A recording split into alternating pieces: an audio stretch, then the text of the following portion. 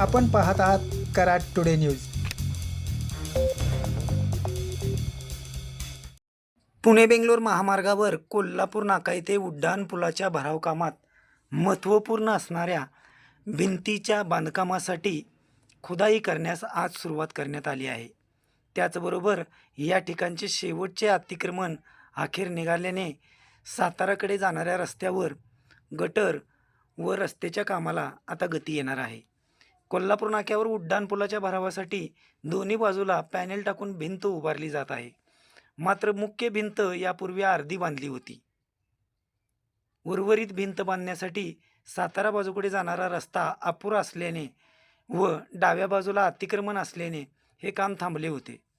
अखेर अतिक्रमणात येणारे माळे हॉटेल काढण्यात येणार असल्याने त्या ठिकाणी गटर बांधणी करून रस्ता रुंद करण्यात येणार आहे। सध्या या ठिकाणी गटर बांधणी सुरू आहे, त्यामुळे कोल्हापूर बाजूकडून सातारा बाजूकडे जाणारी वाहतुकीला अडथळा निर्माण होणार नाही।